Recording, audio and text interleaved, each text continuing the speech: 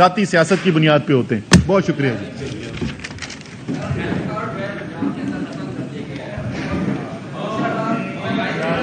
ایک سیکنڈ یہ کہ رہنما اسد عمر میڈیا سے گفتگو کریں. حکومت بنی تو تمام جو پالیسی کے فیصلے ہوتے ہیں ان پالیسی کے فیصلوں کے اندر کیونکہ عمران خان کا یقین ہے کہ بہترین پروفیشنلز کی مدد سے پالیسیز بنانی چاہیے، تو اس لیے آئی ڈی ایف کی پالیسی ان پٹ شامل ہوتی تھی اور ان کا براہ راست رابطہ رہا ہے نہ صرف ڈاکٹر فیصل سلطان کے ساتھ جو ہمارے فیڈرل ہیلتھ منسٹر تھے اور یاسمین راشد، تیمور جگڑا جو پروونشل منسٹرز تھے، لیکن ڈائریکٹلی وزیر اعظم عمران خان جو ہے وہ بھی جب اہم پالیسی ڈیسیشنز ہوتے تھے تو اس میں وہ آئی ڈی ایف کا نقطہ نظر سنتے تھے.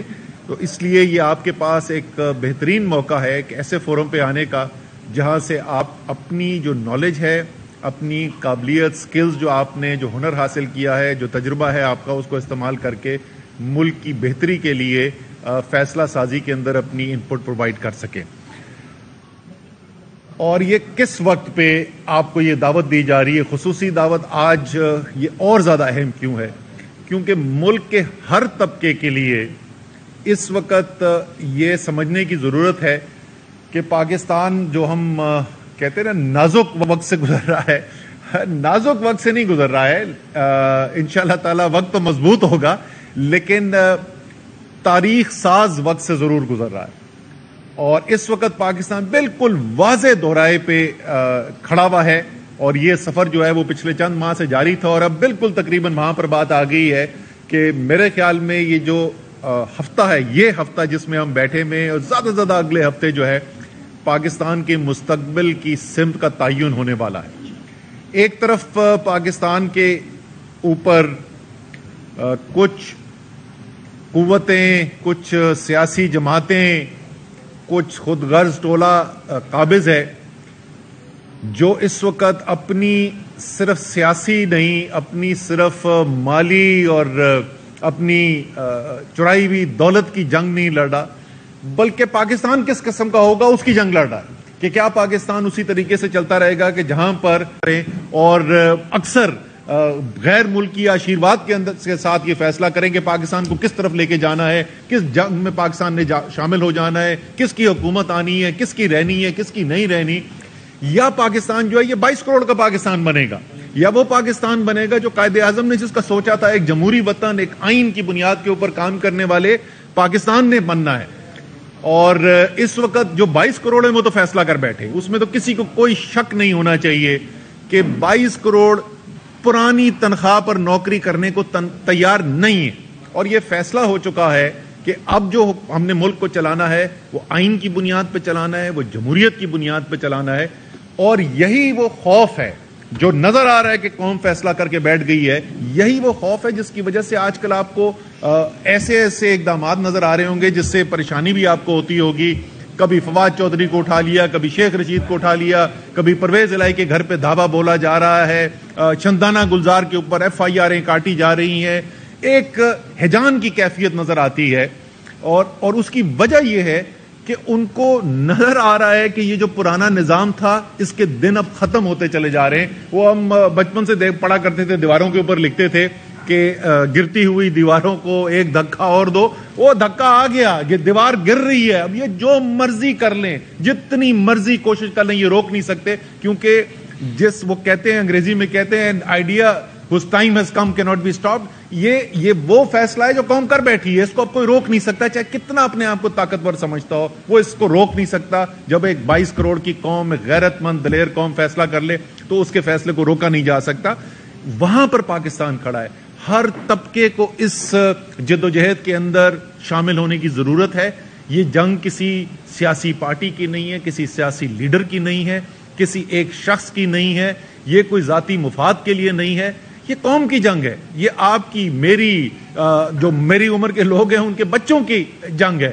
تو اس کے اندر آپ کا حصہ لینا اور ہر طریقے سے ہر شخص جو ہے اس کو ایک ہی طریقہ کار نہیں ہے اس کو اس تحریک کے اندر شامل ہونے کا، اس آزادی کی جنگ کے اندر حصہ لینے کا. اگر آپ شعبے کے اندر مہارت رکھتے ہیں تو یہ جنگ تو جیسے میں نے کہا یہ تو پاکستان کی قوم نے جیتنی ہے, پاکستان کے عوام نے جیتنی ہے, تو لکھ دیا جا چکا ہے, اس کی تو فکر نہیں ہونی چاہیے. لیکن آگے پھر پاکستان کو واپس پیروں پر بھی تو کھڑا کرنا ہے نا. واپس جو اس وقت زخمی قوم ہے اس کے زخم بھی تو بھرنے ہیں نا. تو ہر شعبے کے اندر بشمول ہیلتھ کیئر کے شعبے کے ہمیں ضرورت ہے کہ پاکستان کے وہ لوگ جو دل میں رکھتے ہیں, پاکستان کی لگن رکھتے ہیں, پاکستان کے لیے کی بہتری دیکھنا چاہتے ہیں, جنہوں نے اپنا مستقبل یہ پاکستان کو بنایا ہوا ہے, وہ سب مل کر اس کاوش کے اندر حصہ لیں. آخری حصہ جس کی میں بات کروں گا وہ ہے اس وقت معیشت کی صورتحال. اس وقت IMF کا مشن یہاں پر آیا ہوا ہے اور IMF کے ساتھ حکومت کے مذاکرات چل رہے ہیں, اور جیسے اس حکومت کی باقی تمام چیزیں ہوتی ہیں, جھوٹ کے پاؤں نہیں ہوتے, تو اسی طریقے سے یہ پورا IMF کا جو معاملہ ہے اس کے اوپر ایک عجیب و غریب آج کل ہم ٹیلی ویژن کے اوپر کہانیاں سنتے ہیں.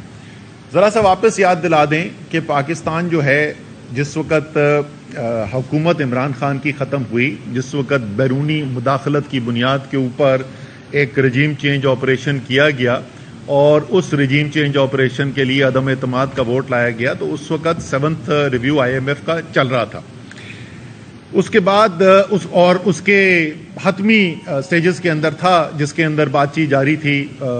عمران خان کا یہ کی خواہش تھی کہ پاکستان کے عوام کو عالمی منڈی کے اندر تیل کی قیمتیں بہت زیادہ بڑھ گئی تھیں, اس کے اثر سے بچایا جا سکے جب تک کہ وہ قیمتیں واپس نیچے نہیں آ جاتی. اور تمام ایکسپرٹس یہ کہہ رہے تھے, ماہرین کہہ رہے تھے کہ چند ماہ کے اندر قیمتیں نیچے آ جائیں گی, اور جیسا کہ ہوا, جو تیل $120 پہ پہنچا ہوا تھا وہ $80 تک واپس آیا. اس وقت $40 اس کے اندر کمی ہو چکی ہے. تو انہوں نے کہا کہ اس عرصے کے اندر اپنی عوام پر بوجھ ڈالنے کے بجائے ہم اور کچھ اخراجات میں کمی کرتے ہیں اور اس پیسے سے سبسڈی دیتے ہیں. یہ واحد چیز تھی جس کے اوپر IMF کے ساتھ بات چیت چل رہی تھی.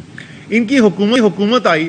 حکومت آنے کے بعد ایک دن یہ کہتے تھے کہ ہم جو کرنے جا رہے ہیں ہم کیا کریں, ہمارے تو ہاتھ بندھے میں, یہ عمران خان کا معاہدہ تھا. پھر اگلے دن وہ کہتے تھے انہوں نے IMF کے معاہدے جو ہے اس کی خلاف ورزی کی, اس لیے IMF کے ساتھ معاہدہ نہیں تھا. پہلے تو یہ کچھ 6 ہفتے 8 ہفتے یہی تماشا چلتا رہا, روز ان کا بیان بدلتا رہا. آخر کار ستمبر کے مہینے میں آ کر ان کا معاہدہ IMF کے ساتھ ہو گیا, اور ستمبر کے مہینے کا مطلب کہ عمران خان کی حکومت ختم ہوئے 5 ماہ گزر چکے تھے. تو ظاہر ہے یہ اس حکومت کا سائن کیا ہوا, ان کے دستخط شدہ معاہدہ ہوا. اس کے اوپر پہلے پیسے بھی ریلیز ہو گئے, پاکستان کو پیسے ملے. اس کے بعد کیونکہ اسحاق ڈار جو ہیں وہ چاہتے تھے, ان کی شدید خواہش تھی کہ مفتاح اسماعیل کو ان کی کرسی سے ہٹایا جائے, تو انہوں نے کہا کہ تو تباہ ہو گئے اور برباد ہو گئے. مفتاح نے پاکستان کی معیشت کو تباہ برباد کر دیا اور یہ IMF کے سامنے لیٹ گیا, اور میں بہت ببر شیر ہوں اور میں آ کے جو ہے نا وہ سب سنبھال لوں گا اور IMF کو میں دیکھ لوں گا. یہ ان کے الفاظ تھے, دیکھ لوں گا, میں اپنی زبان میں بات کروں گا. تو وہ آگے انہوں نے اپنی زبان میں جو بات کرنی شروع کی, وہ معاہدہ جو ہے وہ پھر رک گیا. اب زر مبادلہ کے ذخائر گرتے چلے جا رہے ہیں. مہنگائی پاکستان کی تاریخ کی بدترین مہنگائی سے ہم گزر رہے ہیں. ہزاروں کاروبار بند ہو چکے ہیں, لاکھوں لوگ بے روزگار ہو چکے ہیں. یہ آپس کی ان کی لڑائی ختم نہیں ہوتی, اور جب بالکل ہاتھ سے ان کے معاملات نکل گئے ہیں تو اب انہوں نے پھر کہنا شروع کر دیا کہ وہ عمران خان کا معاہدہ تھا.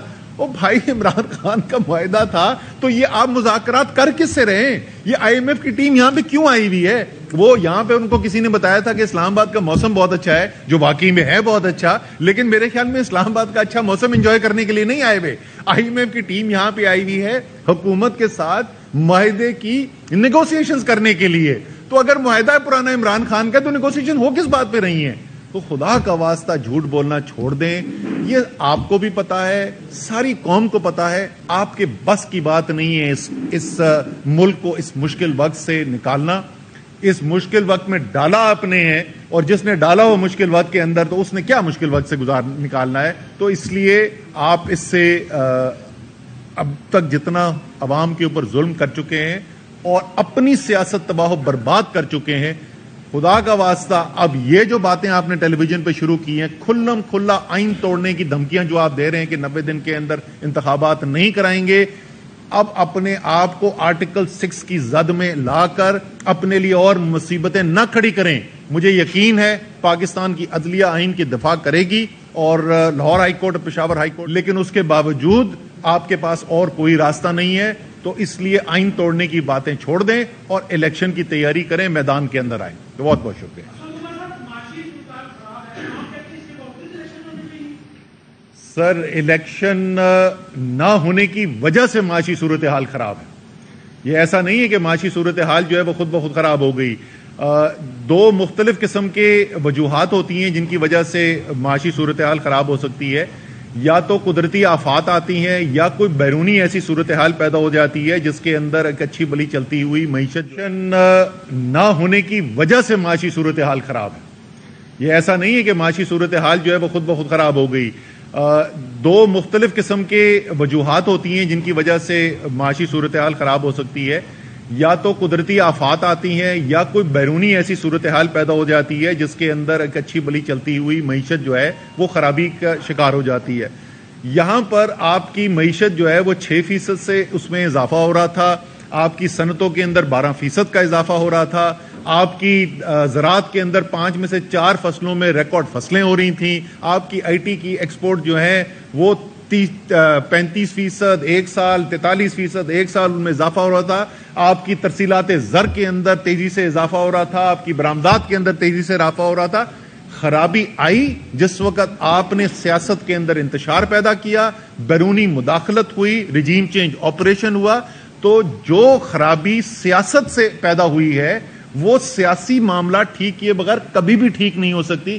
آپ مزید کھائی میں گرتے چلے جائیں گے. سو الیکشن واحد حل ہے.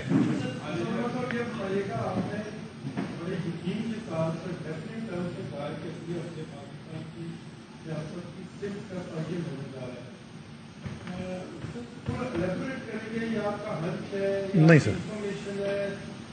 سر نہ میرا ہنچ ہے نہ میری انفارمیشن ہے. یہ میری بڑی سادہ ایک پاکستان کے آئین کا طالب علم ہونے کی وجہ سے میں یہ کہہ رہا ہوں، کیونکہ انہوں نے پوری کوشش کر لی کہ کسی طریقے سے عوام یہ فیصلہ نہ کر سکیں کہ ملک کو کدھر لے کر جانا ہے. لیکن جو فیصلہ کیا گیا خیبر پختونخوا پنجاب اسمبلیوں کو تحلیل کرنے کا، پہلے انہوں نے کہا کہ یہ ووٹ پورے نہیں کر سکیں گے، وہ 186 پورے ہو گئے. پھر انہوں نے کہا پرویز الہی نہیں تحلیل کرے گا، پرویز الہی نے تحلیل کر دی، اسمبلی خیبر پختونخوا تحلیل ہو گئی. اب وہ یہ کہہ رہے ہیں کہ ہم الیکشن کروانے نہیں دیں گے. یہ ہمیں پتا تھا کہ انہوں نے یہی کرنا ہے. ہم اپنی پٹیشن لے کے ہائی کورٹس میں چلے گئے. لاہور ہائی کورٹ میں 2 دفعہ ہیئرنگ ہو چکی ہے. پشاور ہائی کورٹ میں آج پہلی ہیئرنگ تھی، اور تھرسڈے کو جمعرات کے دن، پرسوں کے دن لاہور ہائی کورٹ کے اندر تیسری ہیئرنگ ہونی ہے. جیسے جج صاحب نے خود کہا تھا پچھلی دفعہ، اس میں کوئی بڑا آئینی سوال موجود نہیں ہے، واضح حقائق ہیں. تو انشاءاللہ تعالی یہ اس ہفتے کے آخر تک، وہ تو جج صاحب فیصلہ کریں گے کس دن انہوں نے ججمنٹ لکھنی ہے، لیکن لگتا ہے ایسے ہے کہ اس ہفتے کے آخر تک یہ فیصلہ آ جائے گا کہ پنجاب الیکشن کی طرف جا رہا ہے. اگلے ہفتے کے پی کے الیکشن کی اناؤنسمنٹ آ جانی ہے. اور جیسے ہی پاکستان اس الیکشن کی طرف جائے گا تو پاکستان اب اس راستے پہ پہلے اپنے قدم لے لے گا کہ ایک آزاد، حقیقی طور پہ آزاد پاکستان، جہاں پہ حاکمیت اللہ کی ہے، لیکن اس اللہ کی حاکمیت کو صرف اور صرف پاکستان کے عوام کے ذریعے پاکستان میں فیصلے کیے جائیں گے. کسی اور کو یہ اختیار نہیں ہوگا.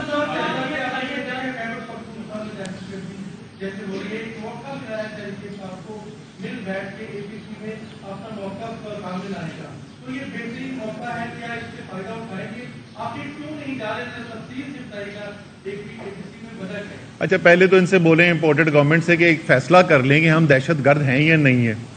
ہم ساری جو لیڈرشپ ہے تحریک انصاف کی، تمام تحریک انصاف کی لیڈرشپ کے اوپر آپ نے کاٹے میں دہشت گردی کے پرچے، اور آپ کہہ رہے ہیں دہشت گردوں کو انوائٹ کر رہے ہیں کہ آ کر، اور وہ بھی انویٹیشن کوئی کاغذ میں نہیں ہے. یہ سینٹرل آفس ہے، میں نے یہاں پورا آفس چیک کروا لیا بھائی، کہیں پہ کوئی آپ کو انویٹیشن نظر آیا؟ کہیں نہیں نظر آیا. یہ ٹی وی کے بیانات ہیں صرف.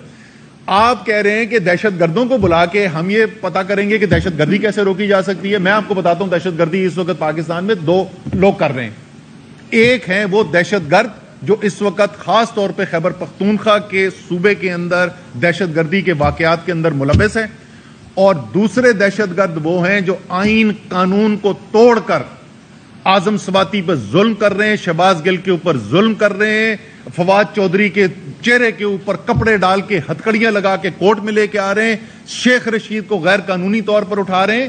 تو جناب دہشت گردی اگر آپ نے ٹھیک کرنی ہے تو سب سے پہلے یہ دہشت گرد جو اس وقت حکومتی نظام چلا رہے ہیں سب سے پہلے تو ان کو اس نظام پہ سے اتارے نا, پھر دوسرے جو دہشت گرد ہیں ان سے بھی مقابلہ کیا جائے گا. اور اس صرف یاد دلانے کے لیے کہ 3.5 سال عمران خان کے ہوتے ہوئے نہ کوئی ڈرون حملے ہو رہے تھے, نہ بڑی دہشت گردی کی وارداتیں ہو رہی تھیں, ملک کے اندر امن تھا اور ملک خوشحالی کی طرف جا رہا تھا. جی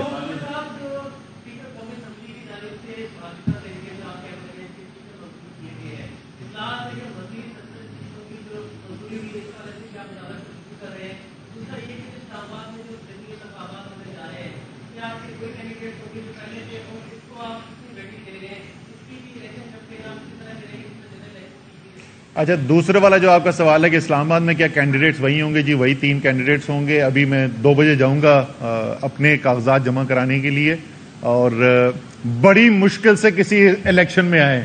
یہ تو ہر الیکشن سے بھاگے ہوئے.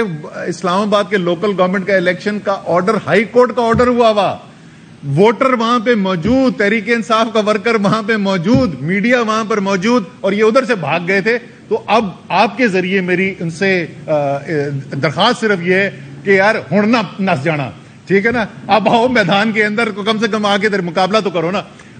جہاں تک آپ کے پہلے سوال کا وہ ہے, اس وقت جو ہے جو ہمارے آخری 43 MNA جو ڈی نوٹیفائی کیے گئے تھے ان کے استعفے واپس لے لیے گئے تھے. اور انہوں نے کیوں لیے تھے؟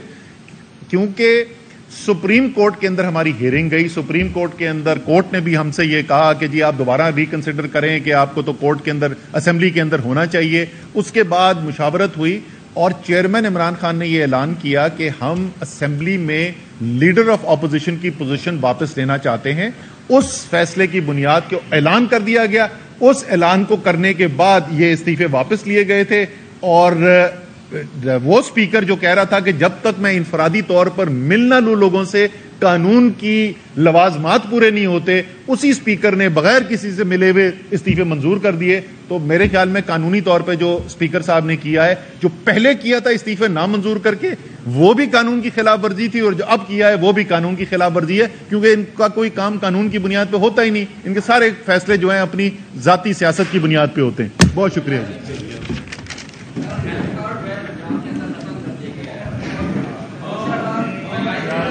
ایک سیکنڈ یہ اچھا جی یہ ایک آخری چیز میں اس کے اوپر ضرور بات کر لیتا ہوں کہ یہ جو فیصلہ کیا گیا ہے, مطلب آپ ظلم دیکھیں, یہ ظلم دیکھیں کہ سب سے پہلے آپ عوام کے اوپر تاریخ کی بدترین مہنگائی کا بوجھ ڈالیں, اس کے بعد آپ ہزاروں کاروبار بند کرا دیں, لاکھوں لوگوں کو بے روزگار کر دیں. اور اس حالت میں جہاں مزدور کو یہ نہیں سمجھ میں آ رہی, ایک غریب آدمی چھوڑے اس وقت متوسط طبقے کو یہ نہیں سمجھ میں آ رہی, سفید پوش کو یہ نہیں سمجھ میں آ رہی کہ وہ اپنی بنیادی ضروریات کیسے پورا کرے گا. وہ کام عمران خان کا تاریخی کام کہ ہیلتھ کارڈ دینا, ایک صحت کارڈ دینا, جس سے اگر وہ بیمار ہو اور بیماری بھی ایسی ہو کہ وہ ہسپتال میں چلا جائے, اس کو کوئی آپریشن کرانا پڑے خدا نخواستہ, کم سے کم ریاست اس کے اخراجات پورے کرے. اس کارڈ کو بند کرنے سے کا مطلب ہے کہ یہ لوگ جو ہیں وہ سفاک لوگ ہیں. یہ وہ لوگ ہیں, وہی حکومت جو 50% ابھی تنخواہیں اضافہ کرنے کا انہوں نے اعلان کیا ہے, وہی حکومت جن کا وزیر جو خارجہ ہے وہ پاکستان میں بیٹھتا نہیں, کروڑوں روپے اس نے خرچ کرا دیے. وہی حکومت جو ابھی بھیک مانگنے کے لیے گئی تھی جنیوا میں, تو کروڑوں روپے خرچ کر دیے مہنگے ترین ہوٹلوں میں ٹھہرنے کے لیے. وہ ایک متوسط طبقے کے انسان کو, ایک غریب انسان کو یہ کہتے ہیں کہ تم اگر بیمار ہو جو ہم نے تمہارے ساتھ کیا ہے, اور تمہیں خدا نہ خاصہ تم بیمار ہو کے ہسپتال ہو جاؤ تو تم علاج بھی نہ کروا سکو, اور تمہارا صحت کارڈ ہم بند کر دیں گے. صرف اس کی مذمت نہیں ہونی چاہیے. اس کے اوپر تو میری ذاتی خیال کے اندر یہ معاشی دہشت گردی کے زمرے میں آتا ہے, اور اس کے اوپر دہشت گردی کا پرچہ کٹنا چاہیے جو انہوں نے کیا ہے لوگوں کے ساتھ. آخر میں ایک اور چیز جس کا میں ذکر کرنا مجھے پہلے کرنا چاہیے تھا, ہمارا بہت ہی قریبی دوست ملک ترکی, اس کے علاوہ سیریا کے اندر بھی اور 7 ممالک کے اندر جو زلزلے آئے ہیں اور جو لوگ وہاں پر جاں بحق ہوئے ہیں, شہادتیں ہوئی ہیں, ہم ان کے ساتھ اظہار یکجہتی کرنا چاہتے ہیں. اور مجھے یقین ہے کہ ہماری حکومت جو ہے، ہماری ریاست جو ہے، جس طریقے سے ہر مشکل وقت کے اندر ترکی ہمارے ساتھ کھڑا ہوتا ہے، تو پاکستان بھی پہلے کی طرح اب بھی ترکی کے ساتھ شانہ بشانہ نظر آئے گا۔ PTI کے رہنما اسد عمر نیوز کانفرنس کر رہے تھے۔